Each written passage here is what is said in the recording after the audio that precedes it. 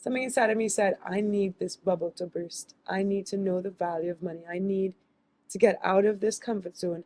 And my first instance, because I was studying economics, was to go to India. Because in India, you see the stark contrast between wealth and poverty, and it just shocks your system. But I ended up in London, which was actually such a difficult place because the living cost of living is so high there that is where I learned the value of money. And in the first 4 years, I told myself I am going to rent a place for less than £500. I was not, I lived in the smallest rooms, the tiniest rooms. One was above a Korean barbecue shop Oh in New my. Malden.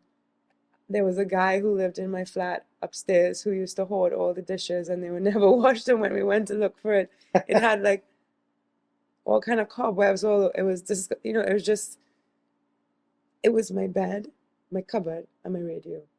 But knowing my means, knowing where I was, and knowing what I needed to learn, I loved it.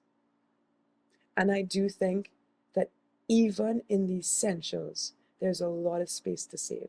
There's a lot of space to cut down on our budget, Mm, even in the essentials. That the groceries are essentials. yeah, It's like those are actually the main areas where we could really yeah, get that freedom. And me choosing to sacrifice on my housing, I figured I'm going to spend most of my time out. I'm going to go and enjoy London.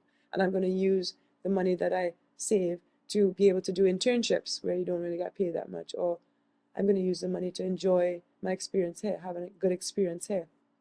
yeah. And um, so I saved on rent, which is an essential. I must have a roof over my head. I must have a place to live that has heating, right? But it wasn't in central London. It wasn't glamorous. I couldn't really have a lot of people over.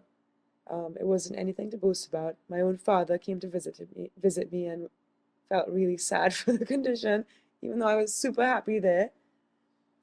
But looking back, I'm so glad with that about that decision because it really did teach me the value of money, but it also taught me that you don't need a lot to be happy.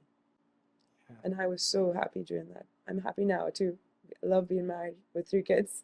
But I also look back on that room. I'm so fond of that room. It was so tiny, but it was my corner of the world.